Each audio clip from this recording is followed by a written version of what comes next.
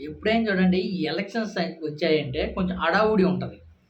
Elections వచ్చిద్ది, ఏ party గెలిచిద్ది అనే విధంగా ఉంటది. అయితే ఇప్పుడు 2024 దానికి భిన్నంగా ఎలక్షన్స్ జరిగిన తర్వాత గాని ఎలక్షన్ ఓటింగ్ జరిగిన తర్వాత గాని విపరీతంగా అసలు మామూలు కాదు. ఒక పక్క టీడీపీ పార్టీ ఓటింగ్ జరిగిపోయిన తర్వాత గాని ఇంకా టీడీపీకి హైప్ క్రియేట్ చేసింది.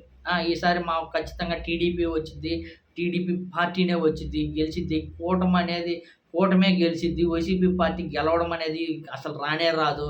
ఈసారి వైసీపీ భారీ ఓటమి చవి చూసిద్దని విపరీతంగా అంటే విపరీతంగా ప్రచారం చేశారు. అయితే ఏదైతే జగన్మోహన్ రెడ్డి గారు ఆహ్, ఐపాక్ టీమ్‌తో సమావేశమైన తర్వాత ఈసారి ఖచ్చితంగా మేము ఒక 151 సీట్లు ఖచ్చితంగా గెలుద్దామని ప్రకటించిన కానించి ఏదైతే వైసీపీ నాయకుల్లో గాని, కార్యకర్తల్లో గాని కొంచెం ఊపందుకుంది. అప్పటిదాకా జగన్మోహన్ రెడ్డి గారు ఏదైతే ప్రకటించక ముందు పాపం టీడీపీ పార్టీలు విపరీతంగా బెట్టింగ్ ఏద్దామా, రూపాయికి 2 ఇస్తాము, రూ. 2కి రూ. 3 ఇస్తాము అనే విధంగా తయారయ్యారు. కానీ జగన్మోహన్ రెడ్డి గారు ఎప్పుడైతే ప్రకటించారో, ప్రకటించిన తర్వాత నుంచి వైసీపీ కార్యకర్తలు గాని, నాయకులు గాని కొంచెం ఊపందుకున్నారు. ఈసారి మా పార్టీ వచ్చిద్దని విపరీతంగా కొంచెం కాన్ఫిడెన్స్ లెవెల్ పెరిగాయి. తర్వాత ఏదైతే టీడీపీ పార్టీ వాళ్ళు ఒక సర్వే వదిలారో, ఆ సర్వే వదిలిన కానించి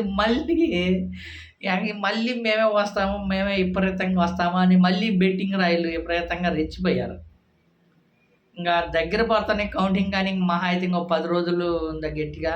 ఈ 10 రోజుల్లోనే వైజాగ్ ఏదైతే 9దో తారీఖు ప్రమాణ స్వీకారానికి టికెట్స్ గానీ ఏదైతే రూమ్స్ గానీ ఆల్రెడీ బుక్ అయిపోయినియి, హౌస్‌ఫుల్ అయిపోయినియని విపరీతంగా ప్రచారం అయితే మొదలెట్టారు. అయితే నిజమే వాస్తవంగా అయితే మొత్తానికి టికెట్స్ రూమ్స్ మొత్తం బుక్ అయిపోయినియి. ఎక్కడ ఖాళీలు లేవని ఏదైతే పచ్చ మీడియా ఛానల్‌లో గానీ చూపించారు.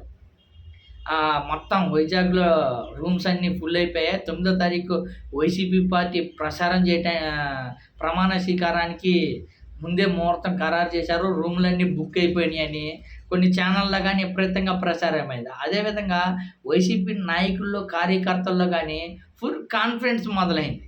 ఈసారి ఖచ్చితంగా వైసీపీ పార్టీ వచ్చిద్ది, మా పార్టీ గెలిచిద్ది అనే విధంగా కాన్ఫిడెన్స్ మొదలైంది. మళ్ళీ ఇప్పుడు ఏదైతే రూమ్స్ వైజాగ్‌లో బుక్ అయ్యానని ఇప్పుడు ఇంకా విపరీతంగా మళ్ళీ బుక్ చేసుకునే విధంగా మాకు రూమ్ కావాలి, ప్రమాణ స్వీకారానికి మేము వెళ్ళాలనే విధంగా ఇంకా ఎక్కువగా అయినాయనే చెప్పుకోవచ్చు.